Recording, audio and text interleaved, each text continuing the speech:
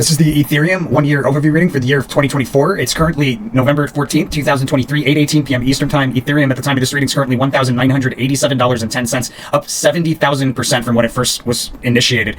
The shuffle file that we're about to play for you was created on September 24th, 2023 at 10:05 p.m. Eastern Time. Oh, and that's USD, by the way. That shuffle file is this video right here in the corner. So the overall theme and behavior for the year of 2024 for Ethereum is going to be a near overbought crest that we sell off from, pretty notably through multiple support levels. It's crossed, however, with a pretty significant rally. It looks like even like some sort of breakout towards the end of the year. Behavior around the highest high, we have three crisscrosses back and forth through the same price level. So first upwards through it, then downwards, then upwards again. Usually that pattern there with the virtue card will, through the third cross to the upside, indicates like it confirms like a rally to commencement, but on the scale of like a 1 year, not so sure that's the case, especially with the Queen of Swords kind of as the following year's like preview card. I would say that we see the high for the year at least 2 times. It looks like we probably see it 3 to 4 times. And then as far as the lowest low for the year, it looks like it's within close time proximity to a very significant high, if not the highest high for the year. It's within close time proximity to that, so likely we fall from that high to reach the lowest low. There's a couple places where we're likely to have a lowest low, and I'll get into all that in more detail in just a moment, but I want to make sure before we do that everybody's aware of the whole purpose of this channel and the free information that we put out is that we want to make sure everybody is following through on this rule of karma. Rule of karma, the whole purpose of the channel is to transmute some of the competitive energy of the stock market into goodwill. And we do that by following the rule of karma for the channel. You do so here on the resources tab of our website, where we expect that you're donating 5% of all profitable trades. 5% of the profit should be donated forward to one of these charities. Just click here and donate. Be a part of the cure for cancer or Parkinson's, or help save the environment. And then 5% of the profit should be donated back to the channel here through one of these links. If you're international, you can use Wise or you can use YouTube. Either way, that leaves you at 90%. Make sure to spend that money out of love. As long as you do that, my friends, the universe considers you an angel investor of the channel. It's going to send it back to you tenfold for being just that. Blessings to all my angel investors. Let's get back into it. All right, so the best way to read a 1 year reading, guys, you got to understand that each cluster of 4 cards represents 1 month out of the year. The 2 in the middle going horizontally across the screen, they equal about 2 weeks. They represent about 2 weeks of time. But what you need to understand is that not each card's energy will actually line up with 2 weeks of time. So there may be cases where the timing's slightly off, but the sequence of events will still remain accurate, and that's important to understand. When we find ourselves off timing, if it does happen, sometimes it doesn't even happen, but if it does happen, give it plus or minus 2 weeks wiggle room. Make sure that you're following the sequence of events, and you should find yourself back on track as soon as you start following the sequence of events. Not to mention that we don't stay off of the timing for long. If we fall off, it's like a little bit like 2 weeks off here, and then we come back to it like a month later. That's the best way to do it, and it's also really important to trade responsibly. You must trade responsibly. I know it's really, you must trade responsibly. If you plan to trade with this information, there's 2 things that you must do to make sure you do these 2 things, or that's how you make money, by following these 2 things. If one of these isn't followed, likelihood is you will not make money. Number 1, the rule of karma, you must follow through. Number 2, you must trade responsibly. You must, because it's very tempting to, like, after seeing the accuracy of this channel on a regular basis, very tempting to like go all in on something. I'm gonna get rich in like a week. Don't do that, my friends. I promise you, the universe is like waiting for somebody to be that silly and go and do that, and that'll be the time that we're wrong. We're not right all the time, so you must trade responsibly. If you do that, you have a serious edge. Those 2 things, my friends. All right, so in early January, we have probably a highest high in January, but probably in early to mid-January, we have a highest high. And what we have, or probably actually early January, we have a highest high, and there's a peak that we sell off pretty notably there to a trough probably mid-month, and then we rally again after establishing support with some sideways rotation. We rally quite a bit, probably back to some sort of high, and there's like a really notable move to reach the high here. Okay, so it's hard to pinpoint where this lowest low is, but our first lowest low is somewhere around the cusp of January, February, or into February, and a lot of price change in late January. Moving into February, we have 3 pokes through the same price level followed by a sharp decline. Actually, it could be a horizontal trend line, but it'll be 3 pokes through an important trend line. On the scale of a 1 year, it could be horizontal. If it is, it's usually to the downside. And after that 3rd poke, you have a significant decline. That'll take us to, that may be what takes us to the lowest low if we haven't seen it on the cusp already. And the February low will be sideways rotation along key support on a 1 year chart scale. There's a big move to the upside in late February. There's a notable move to the upside. We'll reach for a distant resistance, i.e. further than the next resistance. And then there's the February highs within close time proximity to that lowest low that we're talking about. So within like a week, or like within 10 days, usually something like that, meaning that there's probably a pretty sharp drop. It may be that the lowest low is actually here on the cusp of February, March. It's really hard to pinpoint where it is. But in any case, it'll be the first one. I'm advised to be very cautious in early March. I think probably the lowest low is actually on the cusp of February, March, rather than it being on the cusp of January, February, unless we see it twice. But if I had to pick between the 2, I think it's probably over here. So we have like this big move out of the February, a big move higher in late February, and then that takes us into a lowest low in early March. That's where I'm advised to be cautious. Again, sideways rotation near that low. We'll move higher through a resistance, stay above it briefly, and then break back down through that same price level near the low. And then there's a rally to meet the March high that offers an opportunity I'll talk about in more detail in the paid version. Before we go any further, matter of fact, there's a pop and drop in the end of March. But before we go any further, let's take a look and see how we're doing in 2023. This 2023 reading was created October 26, 2022, 10:47 a.m. It's being used today still. So we nailed the lowest low here in January, nailed it. What an opportunity that was to open up a long position. And then we have a high in May. Remember, plus or minus 2 weeks. That puts the high for that April high, pretty much called that. And then we have another high here in August. Looks like it ended up being in July, so a little bit off. Oh, well, if we follow that ruin, actually, would have been. I was so early doing these 1 years that I hadn't understood what this stone means, but in many cases, this stone is indicating a highest high, or significant high of some kind. So pretty much nailed that if you give it the 2 weeks wiggle room. And then we come into some pretty important troughs here in October. You can see these are pretty important troughs. We also had an important trough here in March, and you can see there's an important trough in March. And what it looks like is that we have, this is an important price level here. It's a cross-reading congruency. We have the fortune card and a prominent peak or crest. It's very likely that we have, I didn't have it as a highest high, but I had it as a prominent peak. And you can see it ended up being a highest high again. But aside from that, still pretty darn accurate. I mean, try and find somebody who could come even close to that detail with that kind of accuracy and do it like months in advance of like, I mean, it's over a year now. It's over a year.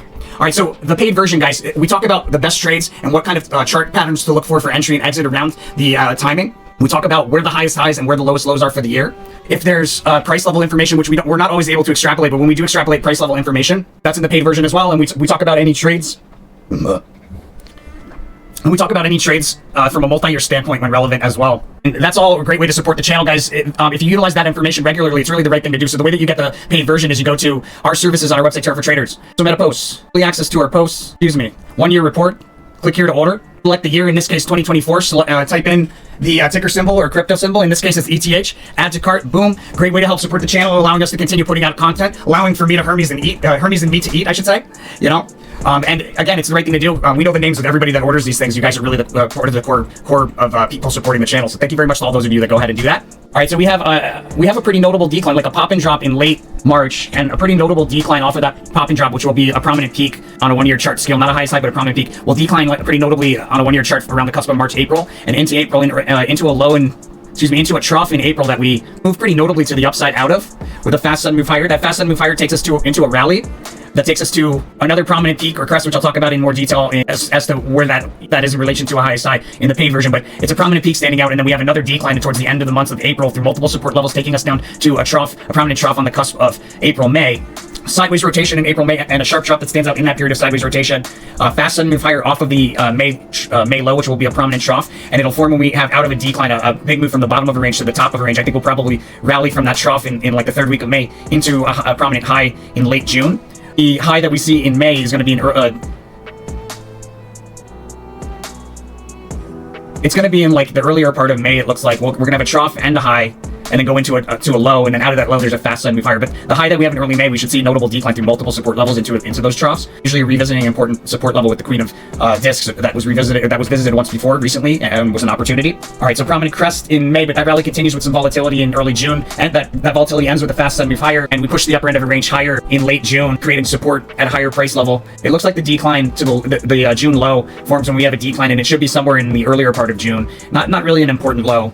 This rune's a little difficult to interpret. Oh, okay, so we push the upper end of a range. I got it. So we push the upper end of a range higher out of June and into July, and then there's like a failed attempt to break through key resistance level on at least a 1 year chart scale, so probably on a multi-year scale. Failed attempt to break through key resistance there, and it'll look like it'll be resistance that like previous chart behavior just prior to this test. That resistance, that chart behavior will make us expect to break through. Instead, it'll disappoint. We'll turn around with decline through key support, and that'll take us into a significant trough. There might be a lowest low there. A lot of the times, a Princess of Cups is a lowest low.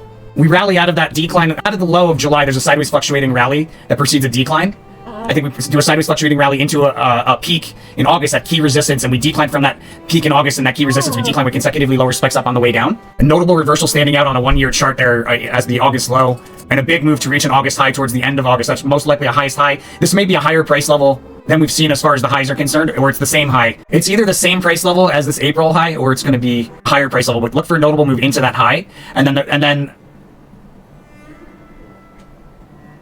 a peak that we still off from through multiple support levels. So it looks like we decline from that peak around the cusp, near overbought peak around the cusp of August, September through multiple supports, and then we rally, increasing with momentum moving forward back into a probably the same price level high that we had here in August. We see again. Hard to say if it's early or late August or early or late September, but we revisit a highest high there. And then there's the September low. We move higher through. We have a prominent move higher off the low, and then a full retracement of that move back down. So it's likely that we go from like, okay, so either this highest high is here on the cusp, or we have two of them. I think it's probably two of them, but it might not be. It could just be one right on the cusp. Hard to say. But the reason why I think it's two of them is we have these two correlators, but also the Princess of Swords indicates some stuff. So we'll talk about that in more detail in the paid version. But there's a pretty big move to the downside into October, declining to and through support to meet a second support, and we rotate sideways along that key support. Prominent move higher off the October low, followed by a full retracement of that low. The October high, we have a brief peak that's easily missed, followed by a decline through key support, and it's probably an near overbought peak that we saw off. And we revisit a price level. We revisit a support level that was recently a past opportunity in late October, and it's likely that we come into like lowest lows here in late October or early November. We have quite a lot of volatility.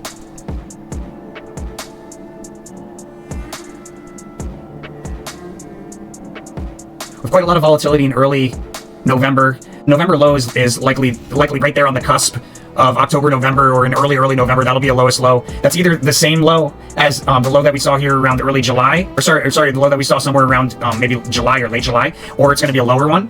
But in any case, there's a pretty notable move here. This is going to be a really important resistance level that's highlighted here in late November, and a pretty big move to reach the November high, where we successfully turned resistance into new support at the November high. Looks like we're rallying into December, and there's a brief peak that's easily missed. Excuse me, there's an overbought peak that we saw off from in December at the December high. Probably in early December, we saw off from pretty notably through multiple supports.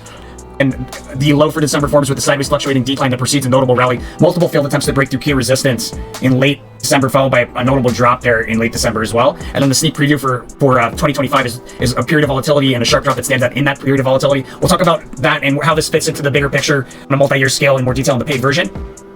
Again, we'll also talk about the best trades and where all the highest highs are and lowest lows. I may have mentioned some of them, but I'm going to specify specifically where they are, which ones are the highest, which ones are the lowest.